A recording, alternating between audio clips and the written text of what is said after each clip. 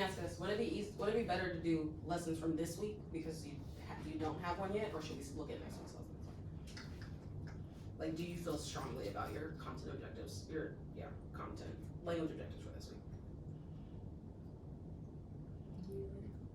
Cause we kind of still doing the same things, all from unknown angles. So, your content objective is solid, but do you feel like you have a strong language objective for it? No. Okay. I don't. I'm not. Okay, so then we'll look at content for this week, Okay. and we'll try to craft. So if you want, we can start with today and talk about Okay.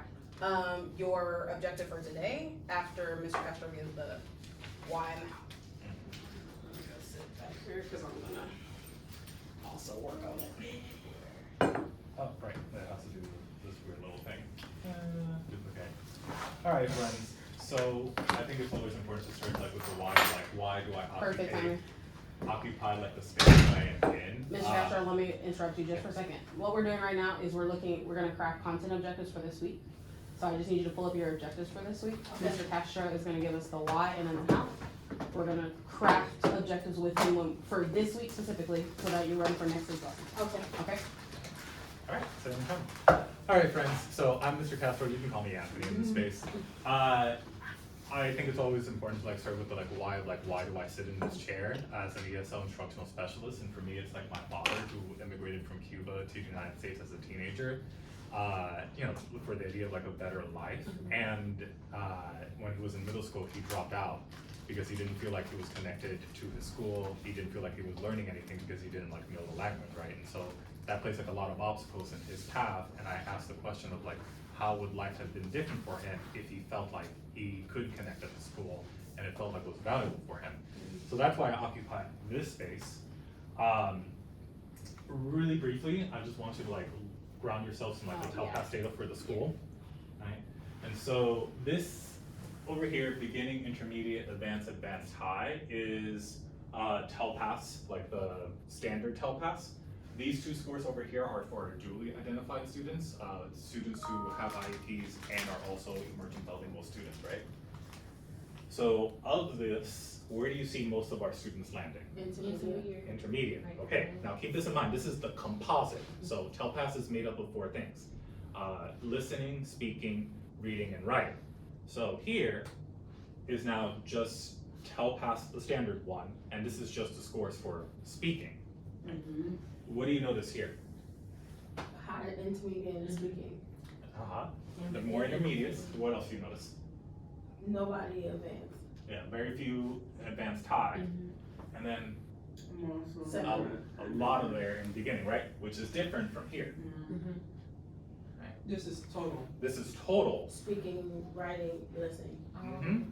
But then when we look at just speaking, a lot of them are in beginning, right?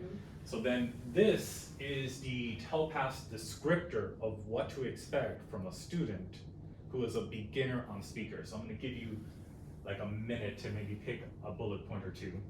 Okay.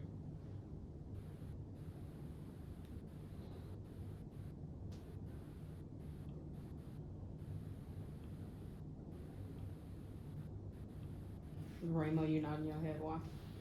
Because some of my students do resist, such as short phrases, and then some of them are hesitant to speak. And they'll give up quickly. If I don't understand, they'll give up. Or they just look for somebody Yeah. like, please help me. Right? So then I think about the idea of what obstacles do we leave in our students' paths if they leave our care at this level, right? That doesn't mean that we are the only stop in their lives, right? My father is fully bilingual now, he is fluent in English, right? But did he face obstacles in his life because he did not leave a school setting with like a strong foundation in English? Yes, and he found community and he found ways to overcome those obstacles. But I think of our purpose of like, how do we eliminate as many obstacles as we can for our students, right? So here is what a language objective is. Can I just invite Ms. Ramo to go ahead and read the slide out? Yes, language objectives clarify how language instruction is integrated with content and specifically identify the way students will use language to accomplish the content objectives. Two, the specific components of academic language that students will need to learn to accomplish the language objectives. So the way that I think about it is your content objective is the destination, right? Like you want them to master a certain skill, and no matter what lesson we are in, we're going to be using language to accomplish that. Like you cannot have a lesson where children aren't listening, or, I mean, we can joke about it, but you cannot have a lesson without children speaking, reading, or writing. Like language is a part of that. So language objective is how do we plan intentionally for them to increase their skill level in language and get to the content objective. So it's like hitting two birds with one stone. I need a better phrase than that. That's like wild on apples. Flying two birds, we good? Yeah. So there's a lot of research that goes into this, but like there's an idea of what is effective in classrooms, like what actually achieves growth for students. And so in this little graph, right, 0.4 means a year of growth. Classroom discussion, if done well, is 0.82, which means about 2 years of academic growth in a year, right? So that's in terms of like content, but also in terms of language acquisition. So if we get like classroom discussion down, we can really move things for our students. Not just EB students, but like everyone in general. So I want to honor that. So I've been walking through like Olive Kit, like in DFW, right?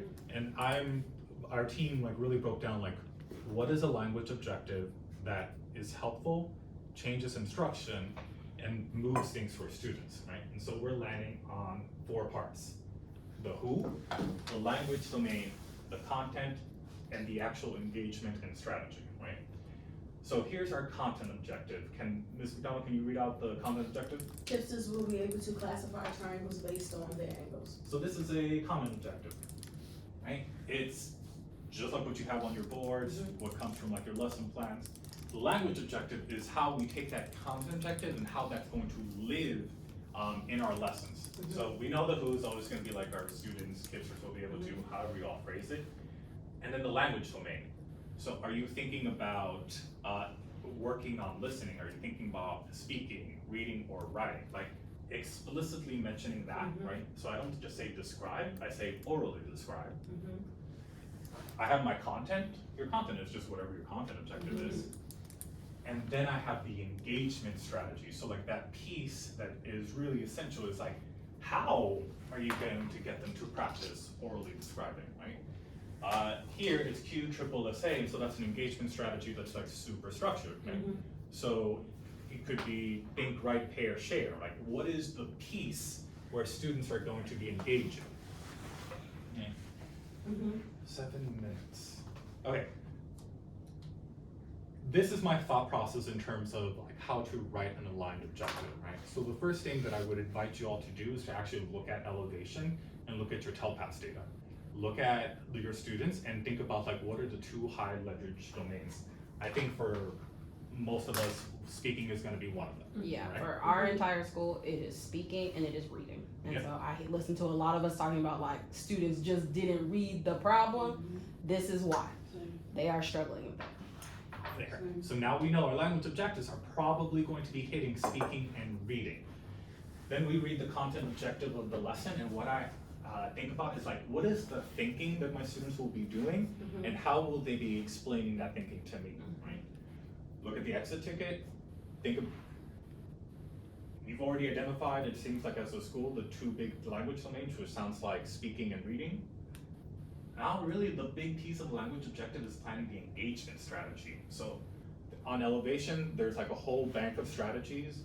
I also have a 1-pager that I've created, and you can share it with everybody as well, where I have like pick 8 engagement strategies that you can use and like really put this in your toolkit. And if you use that, you're going to be hitting language in a really structured way. This is just letting you know that like the things that I'm looking for in terms of language objectives is aligned to the read. Well, that's easier to understand. Yeah. I got it now. Mm-hmm. So this is what, you know, like when I awkwardly like walk into your rooms and I smile and it's like, hey, like, and I'm looking at your language objectives. It is not, for me, it is not about compliance. Like, if it doesn't change instruction and you wrote something on the board, I wasted your time, I wasted like the ink on the expo marker, and those things are expensive, right? Like for me, it is like, how does it change instruction? How did this make teaching more fun for you and the student, right?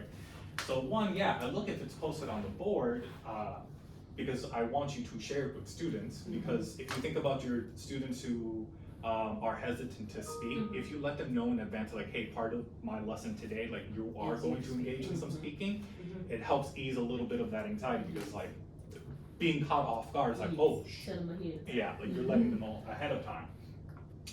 It's aligned to your content objective, so it's what you're already teaching. We talk about ELPS, and I feel like teachers like tense up around the idea of ELPS, and like, I don't need you to tell me like, oh, this is ELPS 5.C. If you just tell me, are they listening, speaking, reading, or writing, I promise you, if you're aligned to the TEKS, you're hitting a content objective. What I need you to do is like, if they're describing something, are they orally describing it, or are they describing it in a written response? If they're analyzing something, same thing. Are they speaking to each other? Are they doing like journals? Like, just tell me the language domain. And again, I'm landing on like, how are you planning for the engagement? Like, what is your plan? So here I have some phrasing to give you an idea. Yeah.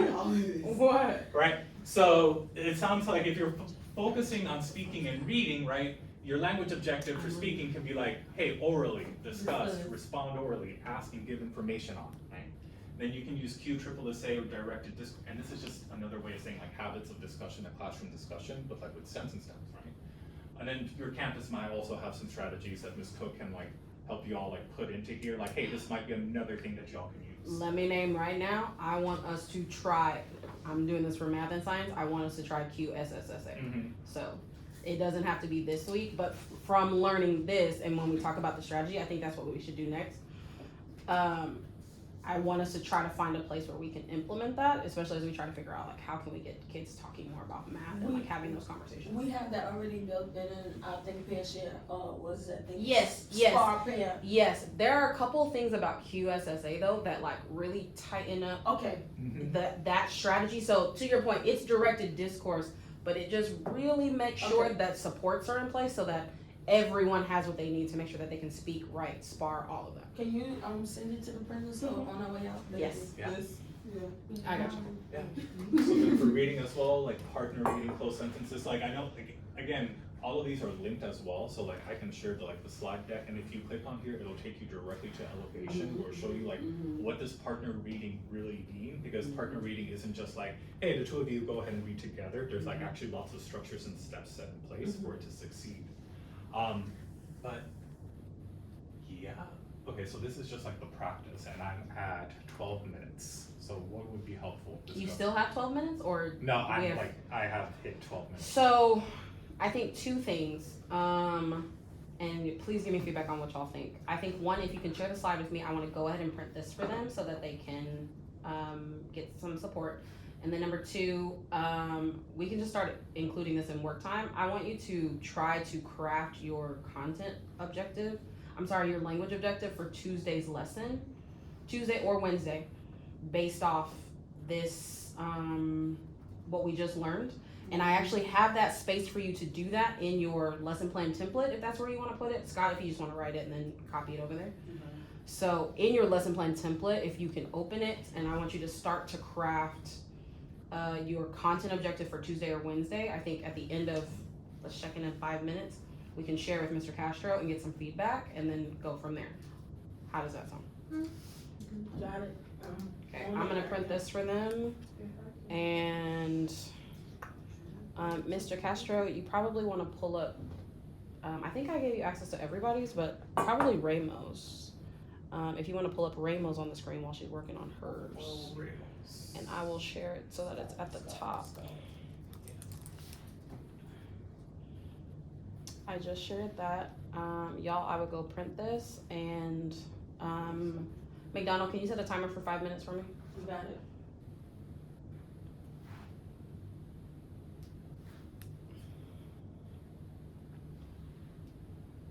Tell me when to hit start. Go ahead and hit start. She should be on, we're looking at the 9/12 tab. So she'll be working in there to start crafting her. Yep.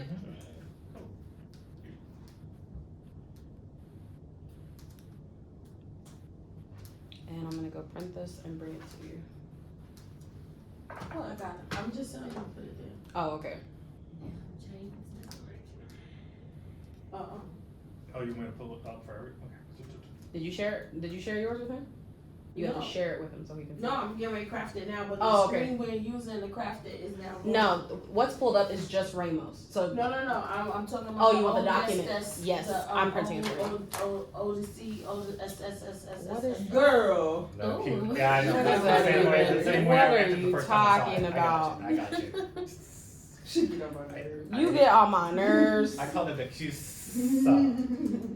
Okay, let me print that. So 4 copies. You get on my nerves.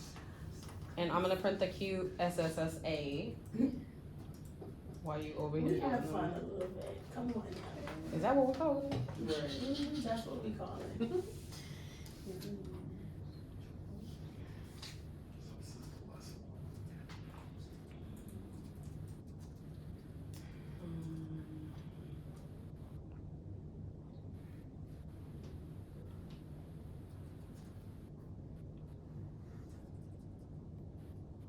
Oh, this is so cool.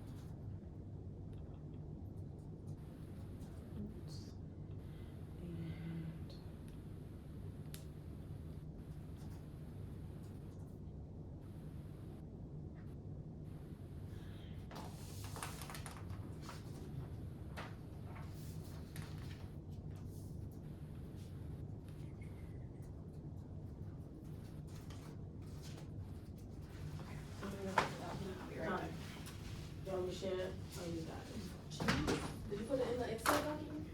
Yeah, I just edited it in my thing. No, Edited in the I lesson mean, you plan. have 2 rows in there. Yeah. Now you can go copy your content objective and copy your, do you see the 2 rows on 9/15?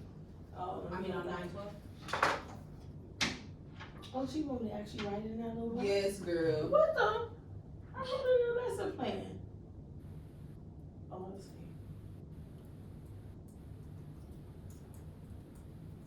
See, we doing both. I have, their writing and speaking. So let me write it right here. She got it. And this is the same one for all day. Obi. You own it.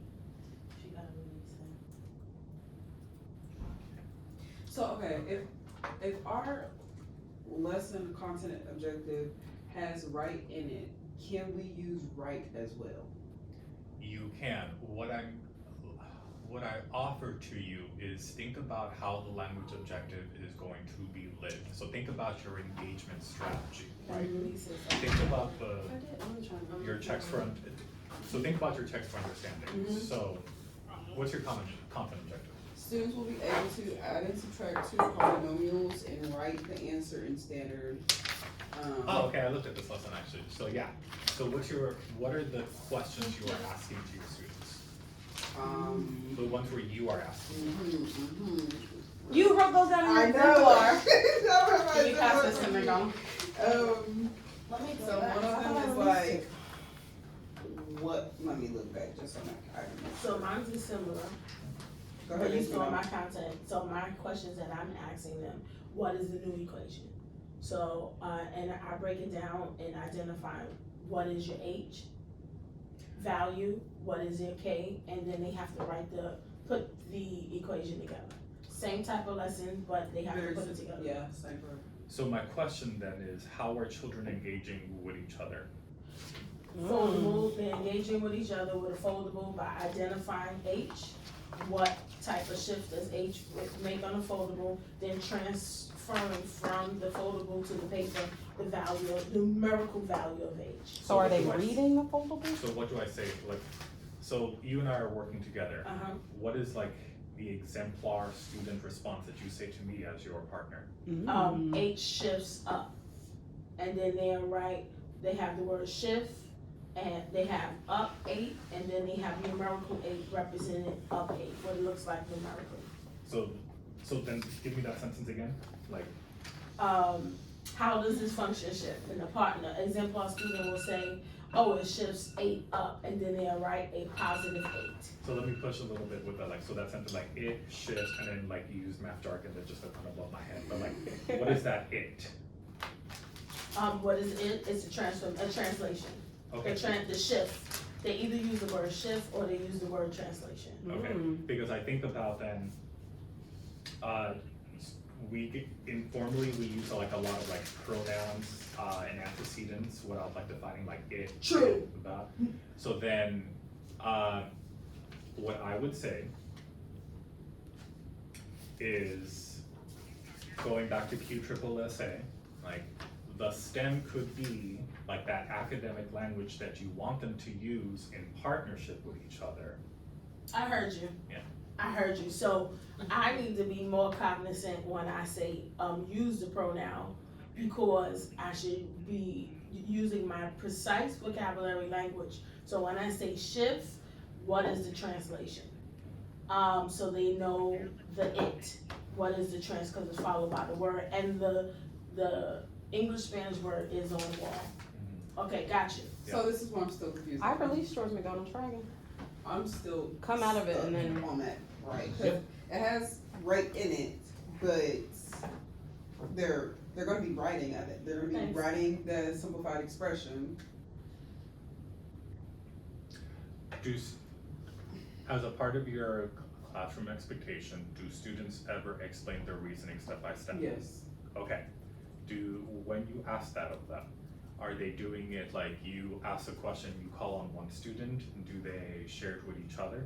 No, it's just show your work. What does it mean to show your work? Is it like you show your work just on paper? Yes. Do they have opportunities to like orally explain their work? Okay, how does that look? Or how has that looked? Me asking you, what word did you show? Okay, so when you come over here, okay. So then my offering to you is, if you do that approach in the span of 5 minutes, how many students orally explain their work? Should be all of them. So you hit all the students one-on-one in 5 minutes. If they showed their work, they should be able to see. Now you're confused. So what he's asking is like, when you're in class and you're checking for understanding and you're like, Ramo, show your work. You may pick Ramo, you, McDonald. That's 3 kids. Compared to potentially saying, right now, I want you to turn to your partner. We're gonna talk about the question, how did I show my work? You do a signal and you say, you're gonna give this stem that says, I showed my work by fill in the blank. Now, instead of 3 kids talking about showing their work, you now have a class that quickly talked about showing your work. You're listening, and then you pick 3 kids. I want to hear from Ramo. I want to hear from Scott. And I want to hear from McDonald. But everyone got to practice speaking, and we got the support of saying, how do I even start talking about how I explain my work? Well, I explained my work by fill in the blank with then a kid who may be hesitant to speak, at least had a couple of words to start with, to then start saying like, well, I did this, and I don't know if it's right, but instead of being like, so what are we Right. supposed to be talking about? Is that what you're getting at? Because that was the kicker for me. It's like, when we're just like cherry picking kids, we hear from 5, 6 kids out of a class of 25. Right. We may not hear from a Brian Gonzalez. We may not hear from an Alan Hymas. We may not hear from a Gerardo De La Rosa. But if Gerardo De La Rosa, who is doing really well on his exit tickets, has to turn and explain to another kid, we heard more voices. And then you can start to quickly lap around the room of like, oh, I like what you said. Let me hear from you. Let me hear from you, and then let me hear from you. But everyone in here got the chance to practice having to speak on what they said. Whether it was like not out loud, but to me or to Right. And then we also can start to address, why are you not speaking? them. What is it that are you unsure? Do you Okay. not know how to explain? That's what we also need to start to address, because by the time we get to TELPAS, that's what's happening. Kids are like, Because what I got clarification on is for TELPAS kids, basically, and please correct me if I'm wrong. Kids basically, I think, have to pick from a topic and basically just give a short, like, tell me about this topic. Yeah, the one we feel. Not difficult topics, but like be able to just speak on. Yeah. If they're not doing that across our content, it's real hard to even just start to speak about, look, talk about the weather. Like, non-short sentences about the weather. Right. Here's my hard part on that, Ms. Cook, is that right now a few of my EBs, AKA also suites, they feel more comfortable speaking in Spanish. I cannot check for understanding because they're only speaking in Spanish. So I have to rely on the response of my bilingual student to see, I'm talking about body language and everything, to see if it's being communicated right. The class you were in today, Jordy and Oh yeah. Stephen and That Juan. class. Yeah. I switched them up, Stephen and Juan.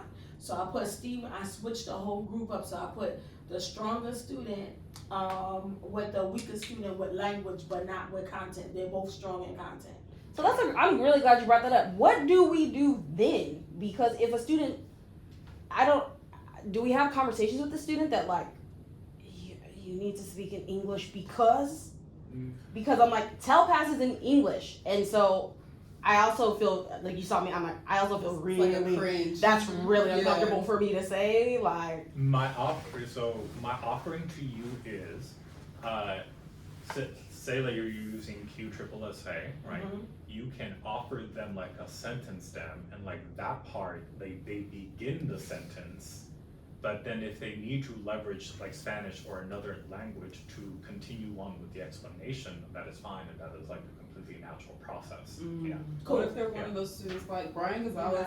He understands what I'm saying, but if I like try to like do the whole prompt you, let me give you part of this sentence, he'll just look at me like yes, but he's not saying the sentence. He'll do the word, but he'll just like yeah. I And got for you. context, he came to the U.S. literally last year. Yeah. He Okay. is straight up beginning English. Mm-hmm. He's putting things together, but I mean, I think when I think about QSSA for him, like, it would at least get him to start practicing with math vocab, not necessarily. He would need more, and I think what we need to add to STEM is like also use these words when you're talking, because then I think Brian can start to connect the dots. And even for like SPED students, academic language of like, use these words when you're explaining to your partner about how you did your work or about angles, like in your explanation. Does that make sense? Yeah. Yeah, I got you. I'm going to adapt this and make this my a whiteboard, and then I could just write it right on here and have it on the desk and change it for each lesson because it works, you know? I got it. Real quick question. Do you know if you have the adapter that I can plug this into the board? I think I do. I can get it right after this. Okay, cause I'm gonna have the kids Okay. use the list on it and the kid Got can teach you a lot. So then to go, Thank you. let's go back to one of your checks for understanding. So like, what is one of the questions that you would offer to your students? How do we show that we substitute? How do we show that we substitute? Mm. Okay, so I love that because it's a how question, like how and why questions lend themselves to discussion. Right. And that is where we want to lean into when we're thinking about like language. Because if we just ask Yes, like a no. quick yes, why turn and talk? Like, Right. I've made the mistake of like having my kids turn and talk on a yes no question. And I was like, why did I do Looking that? at each other like, Yeah. All right. So that's your question, right? And then you give them a quick you offer them like a signal to let you know that they are done thinking or writing. So thinking could be like on a sticky note, on a whiteboard, or on your guided notes. You might already have a spot for their checks of understanding where they're like individually processing, or you might just have them like give like 30 seconds to think, right? They signal you when you are done. You give them the stem, right? So what's your question again? how do you show that you're substituting? So how would you start that sentence? I show that I substitute by using. Done, right? So now you offered that sentence stem, and now you uphold that commitment for when they share. Okay. So if you and Miss McDonald are students and you're sharing, Mhm. like the expectation is you start with that sentence stem. So that sentence stem, I would say if you have students like, you said like Brian and Gonzalez, like, I would have it like written down Okay. on the board or on the guided notes, Mhm. so that it's there. And then just like hold that expectation. Now to Ms. McDonald's point, if you have a student who, like during their explanation, they have to go into Spanish, completely fine, Right. but you've offered the beginning of the sentence. Right. Yeah. Okay. And then you just go into assessing, like while you're walking around, listening to explanations, warm calling people in, great, everybody's had an opportunity to speak. Okay. The idea is consistency, not perfection. Right. Like, even students, like, while doing all of this, like, you providing them a STEM, are children going to be unclear on the actual content and like give the wrong explanation? Yeah. Are they going to potentially make mistakes in language? Like, yeah. And everybody had practice. Makes sense. No, this is. Okay, so you got your content of, you working on your language objective. Yes. Raymond, what you got from? I'm gonna let y'all look at it.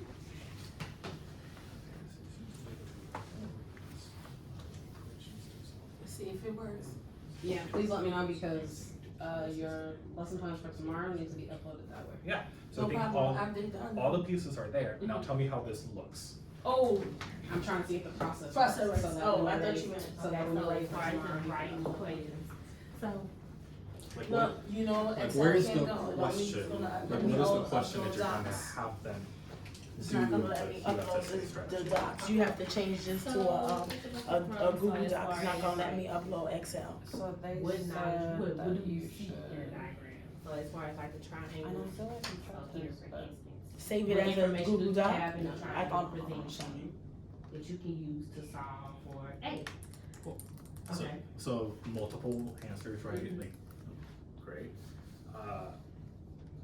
Are you gonna have them like just process in 10 their minutes. mind? Or are you gonna have them like jot it down? Right, they have to write it down. So they have to write it down. Mhm. Great. Let's go. So they give you a Yes, I signal, heard. whether it be a thumbs up Mhm. or like pencil down, like however you See, I have have them signal that they're done to Okay. already move on.